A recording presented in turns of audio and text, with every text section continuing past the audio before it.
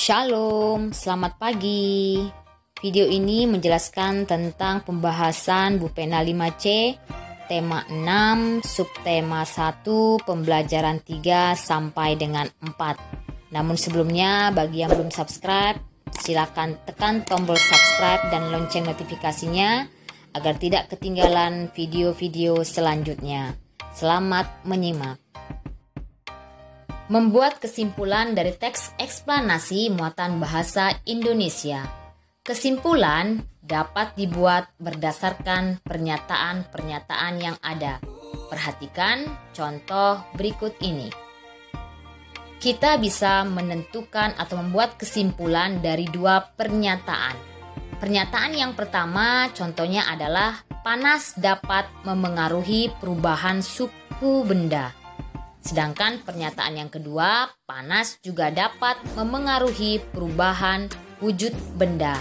Dari kedua pernyataan tersebut, kita dapat membuat kesimpulan, yaitu panas dapat memengaruhi perubahan suhu dan wujud benda.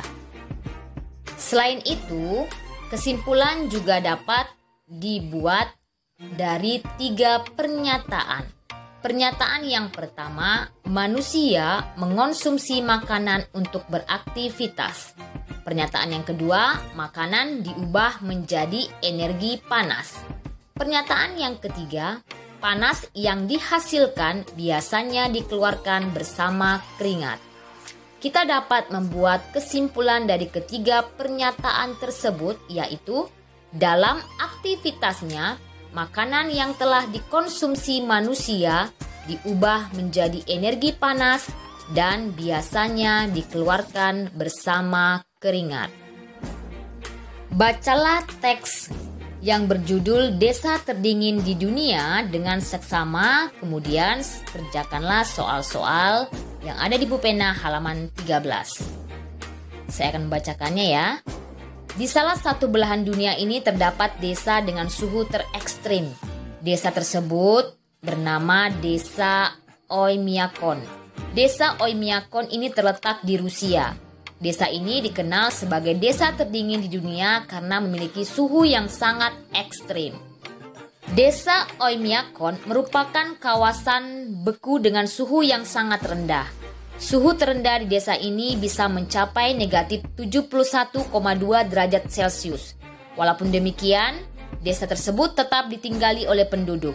Saat ini terdapat kira-kira 500 penduduk di desa Oymyakon. Penduduk di sana sudah sangat terbiasa dengan suhu ekstrim. Mereka bisa melakukan beragam aktivitas tanpa merasa terganggu dengan dinginnya suhu di desa. Ada satu hal menarik dari desa Oymyakon ini. Walaupun dikenal sebagai desa terdingin di dunia, nama Oymyakon sebenarnya berarti air yang tidak beku. Arti dari nama desa tersebut sangat berbanding terbalik dengan fakta yang terjadi di desa tersebut. Menurut penduduk di sana, nama Oymyakon diambil karena tidak jauh dari desa Oymyakon terdapat sumber mata air panas. Walaupun menjadi desa bersuhu paling rendah di dunia, Desa Oymyakon memiliki air yang tidak beku berkat sumber mata air panas tersebut. Soal yang pertama, apa judul teks di atas? Jawabannya adalah Desa Terdingin di Dunia. Soal yang kedua, tuliskan kata-kata kunci dari setiap paragraf tersebut.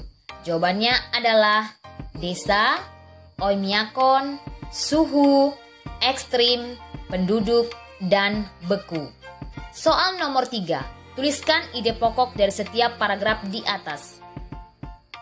Jawabannya adalah ide pokok paragraf yang pertama, desa dengan suhu terekstrim di dunia disebut desa Oymyakon. Ide pokok paragraf yang kedua, desa Oymyakon merupakan kawasan beku dengan suhu yang sangat rendah. Paragraf yang ketiga, arti nama desa Oymyakon. Soal nomor 4, buatlah dua pertanyaan sesuai dengan teks. Pertanyaan yang pertama bisa kita buat yaitu di mana letak desa Oymyakon. Yang kedua, apa arti dari nama Oymyakon? Kalian juga bisa membuat pertanyaan yang lain selain yang ditampilkan pada video berikut ya. Soal nomor 5, buatlah paling sedikit 3 pertanyaan dari teks tersebut mengenai informasi yang ingin kamu ketahui lebih dalam. Jawabannya adalah yang pertama, mengapa hanya ada satu desa dengan suhu terekstrim di dunia? Yang kedua, bagaimana penduduk Oymyakon bisa bertahan hidup di suhu ekstrim? Yang ketiga, apa yang menyebabkan desa Oymyakon memiliki sumber mata air panas? Soal nomor 6, tuliskan kesimpulan dari teks tersebut. Desa Oymyakon adalah desa terdingin di dunia. Suhu terendah di desa ini adalah negatif 71,2 derajat Celcius. Arti dari desa Oymyakon adalah air tidak beku. Hal itu karena desa Oymyakon memiliki air yang tidak beku berkat sumber mata air panas yang tidak jauh dari desa tersebut. Soal nomor 7, buatlah tulisan sebanyak 1 paragraf yang menjelaskan tentang isi teks tersebut. Gunakan ide pokok dan informasi tambahan yang kamu ketahui ke dalam tulisanmu. Jawabannya adalah di Rusia terdapat desa dengan suhu terekstrim di dunia yang dinamakan desa Oymyakon. Suhu terendah di desa ini bisa mencapai negatif 71,2 derajat Celcius. Desa tersebut ditinggal oleh 500 penduduk yang sudah terbiasa dengan suhu ekstrim. Mereka dapat melakukan beragam aktivitas tanpa merasa terganggu. Dengan dinginnya suhu di desa, nama Oymyakon berarti tidak beku dan diambil karena tidak jauh dari desa Oymyakon terdapat sumber mata air panas. Mengidentifikasi interaksi manusia dengan lingkungan alam dan pengaruhnya muatan IPS. Setiap hari manusia berinteraksi dengan lingkungan sekitar. Interaksi adalah suatu kegiatan yang terjadi antara dua objek dan saling memengaruhi satu sama lain. Manusia melakukan interaksi dengan lingkungan alam. Interaksi manusia dengan lingkungan alam atau sebaliknya terbentuk secara alami. Bupena halaman 14, muatan IPS. Bacalah teks berikut dengan seksama. Bajo adalah sebuah etnik yang tidak terpisahkan dengan laut.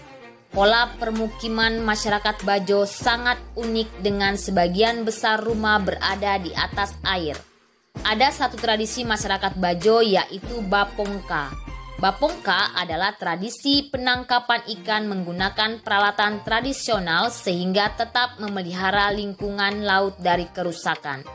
Penggunaan peralatan sederhana dapat menjaga kelestarian laut, khususnya terumbu karang.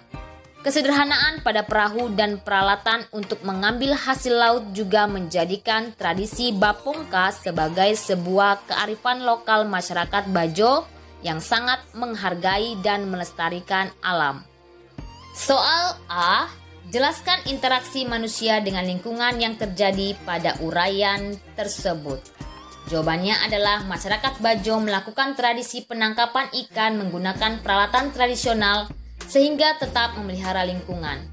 Tradisi tersebut dinamakan Bapongka. Soal 1B, pengaruh interaksi manusia dengan lingkungan dalam bidang apa sajakah yang terdapat dalam uraian tersebut? Jelaskan.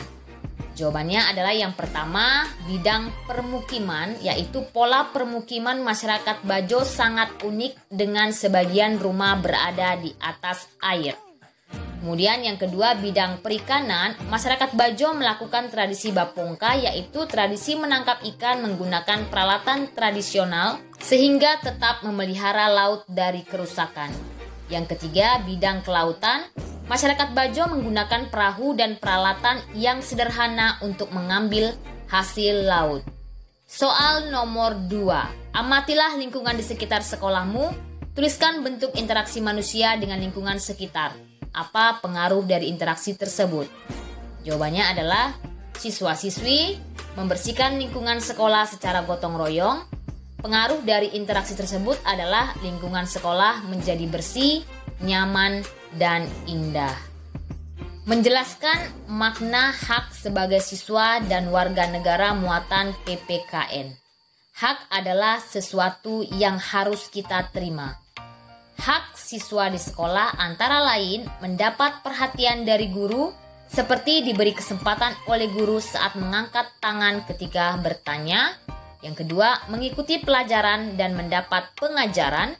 Yang ketiga, mengikuti pemilihan atau dipilih menjadi ketua kelas. Selain sebagai siswa, kita juga memiliki hak sebagai warga negara. Hak sebagai warga negara adalah hak yang didapatkan sebagai salah satu warga negara Kesatuan Republik Indonesia atau disingkat NKRI. Berikut ini adalah hak-hak yang dimiliki oleh warga negara. Yang pertama, hak untuk berpendapat di depan orang banyak. Yang kedua, hak untuk menggunakan fasilitas umum. Yang ketiga, hak untuk menganut agama dan melaksanakan ibadah. Dan yang keempat, hak untuk memperoleh pendidikan. Menjelaskan isi teks eksplanasi menggunakan peta pikiran. Konsep teks eksplanasi dapat dijelaskan menggunakan peta pikiran. Peta pikiran merupakan suatu cara mencatat yang kreatif, efektif, dan secara harfiah dapat memetakan pikiran-pikiran kita. Untuk menguraikan konsep menggunakan peta pikiran, hal yang perlu dilakukan antara lain, yang pertama, tentukan ide pokok dari teks yang disajikan. Yang kedua, catatlah kalimat penjelas dari ide pokok tersebut dalam bentuk poin-poin. Yang ketiga, setelah itu, barulah kamu dapat menuliskan ide pokok dan kalimat penjelas tersebut ke dalam suatu bagan peta pikiran. Agar lebih jelasnya, kita akan membuat peta pikiran dari buku cetak Bu Pena halaman 17 berdasarkan teks berjudul Beruang Kutub Terancam Kehilangan Habitat. Nah, kalian baca teks tersebut. Kemudian kita akan membuat peta pikiran dari teks tersebut. Judulnya adalah Beruang Kutub Terancam Kehilangan Habitat. Kata kunci paragraf yang pertama adalah beruang kutub. Kemudian kata kunci paragraf yang kedua, beruang kutub, es, musim semi, dan musim gugur. Kata kunci paragraf yang ketiga adalah beruang kutub dan ibu beruang. Pokok pikiran pada paragraf yang pertama adalah es di laut Arktik mencair karena peningkatan suhu secara global. Sedangkan pokok pikiran paragraf yang kedua, es mulai terbentuk pada musim gugur di kutub utara, kemudian memuncak di musim semi, serta mulai mencair dan surut sepanjang musim panas. Kemudian pokok pikiran paragraf yang ketiga adalah beruang kutub berburu makanan dengan menunggu di tepi lapisan es hingga mangsa naik ke permukaan. Setelah kita menentukan pokok pikiran atau ide pokok dari setiap paragraf, kita bisa mengambil atau membuat kesimpulan, yaitu jadi akibat es di laut Arktik yang mencair karena peningkatan suhu secara global dan mengancam kehidupan beruang kutub. Hasil analisis yang dilakukan peneliti yaitu es mulai terbentuk pada musim gugur di kutub utara, kemudian memuncak di musim semi, serta mulai mencair dan surut sepanjang musim panas.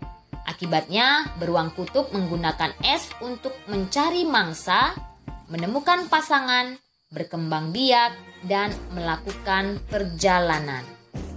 Ringkasan dari teks tersebut adalah es di laut Arktik mencair karena peningkatan suhu secara global. Es mulai terbentuk pada musim gugur di kutub utara, kemudian memuncak di musim semi, serta mulai mencair dan surut sepanjang musim panas. Akibatnya, beruang kutub berburu makanan dengan menunggu di tepi lapisan es hingga mangsa naik ke permukaan. Menyebutkan pengaruh interaksi manusia dengan lingkungan terhadap pembangunan muatan IPS. Dampak interaksi manusia dengan lingkungan pada perkebunan kelapa sawit. Dampak positifnya yang pertama, meningkatkan lapangan pekerjaan penduduk sekitar, meningkatkan pembangunan daerah seperti dibangunnya akses jalan raya, pendapatan penduduk semakin meningkat, kemudian dibangunnya sarana dan prasarana. Sedangkan dampak negatifnya adalah berkurangnya keanekaragaman hayati karena hanya dibudidayakan tanaman kelapa sawit saja, kemudian berkurangnya habitat dan hewan asli penghuni hutan yang dibuka untuk perkebunan, dan berkurangnya sumber daya air. Menjelaskan makna kewajiban sebagai siswa dan warga negara muatan PPKN. Kewajiban adalah hal-hal yang harus dilakukan. Jika kita tidak melaksanakan kewajiban, kita akan mendapatkan peringatan dan sanksi. Kewajiban dan hak selalu berdampingan. Artinya, hak akan kita dapatkan setelah kewajiban telah selesai dilakukan. Kita sebaiknya mendahulukan kewajiban sebelum hak. Jika kita melakukan hak dan kewajiban dengan seimbang, maka akan tercipta kehidupan yang aman, tertib, dan damai. Berikut adalah contoh kewajiban siswa di sekolah dan hak yang akan diperoleh. Yang pertama, kewajiban membuang sampah ke tempat sampah. Haknya adalah lingkungan sekolah menjadi bersih. Kemudian yang kedua, kewajiban mengerjakan tugas dengan bersungguh-sungguh. Hak yang kita peroleh yaitu mendapat nilai bagus dari tugas tersebut. Kemudian yang ketiga, kewajiban mendengarkan pendapat teman saat melakukan diskusi. Hak yang dapat kita peroleh yaitu diskusi akan tenang dan permasalahan dalam diskusi cepat terpecahkan. Kewajiban yang keempat, melaksanakan piket sesuai dengan jadwal. Hak yang dapat kita peroleh yaitu ruang kelas selalu bersih dan nyaman. 5. Kewajiban bertanya kepada guru dengan santun. Hak yang kita peroleh mendapatkan jawaban dari pertanyaan. Selain sebagai siswa, kita juga memiliki kewajiban sebagai warga negara. Kewajiban warga negara dapat dilakukan dengan menaati peraturan. Berikut adalah kewajiban yang harus dilakukan oleh warga negara. Yang pertama, menaati peraturan lalu lintas. Yang kedua, menjaga kebersihan fasilitas umum. Yang ketiga, mendengar pendapat orang lain saat musyawarah. Yang keempat, membayar pajak dengan tepat waktu. Kemudian yang kelima, menghormati pemeluk agama lain yang sedang beribadah. Selanjutnya kita akan membahas soal dari buku Bupena halaman 21 muatan PPKN. Nomor 1, lengkapilah kalimat berikut dengan jawaban yang tepat. A. Made diminta ibu guru mencatat teman-teman yang tidak mengerjakan PR. Iwan adalah teman dekat Made. Iwan tidak mengerjakan PR. Iwan meminta Made tidak mencatat namanya. Kewajiban Made adalah tetap mencatat nama Iwan yang tidak mengerjakan PR karena semua siswa wajib mengerjakan PR yang diberikan oleh guru. Yang B, meja tempat Komang belajar kotor. Kewajiban Komang adalah membersihkan meja. C, Dedi menerima tugas dari Bu Guru sebagai ketua kelompok dalam lomba roket air. Kewajiban Dedi adalah mengkoordinasi anggota kelompok dan bersama-sama mengerjakan tugas dengan baik. Soal nomor 2, perhatikan gambar di samping, setelah itu kerjakan soal-soalnya. Di situ ada seorang guru yang sedang mengajar di depan kelas tentang hak dan kewajiban. A. Apa kegiatan dalam gambar? Jawabannya adalah kegiatan belajar mengajar. B. Tuliskan hak dan kewajiban sesuai gambar tersebut. Jawabannya adalah hak mendapat bimbingan guru dan belajar dengan nyaman. Kemudian kewajiban mengerjakan tugas dari guru dan menghormati guru. Soal nomor 3. Jonas bercita-cita menjadi dokter. Jonas ingin mengabdi menjadi dokter untuk membantu masyarakat yang ada di daerah tertinggal. Namun, Jonas malas belajar dan sering melanggar peraturan di sekolahnya. Yang pertama, apa hak dan kewajiban Jonas dalam cerita di atas? Jawabannya adalah hak Jonas dapat menggapai cita-cita, sedangkan kewajiban Jonas belajar giat. B. Apakah Jonas sudah melaksanakan kewajibannya? Jawabannya adalah Jonas belum melaksanakan kewajibannya karena dia malas belajar. Kemudian yang C, bagaimana sikap Jonas seharusnya? Jonas harus rajin belajar agar cita-citanya tercapai. Soal nomor 4, mengapa kita harus mendahulukan kewajiban sebelum hak? Karena dengan melaksanakan kewajiban terlebih dahulu akan tercipta rasa tanggung jawab dan pastinya hak akan diperoleh. Demikianlah pembahasan materi kita pada hari ini. Terima kasih, selamat belajar. Shalom.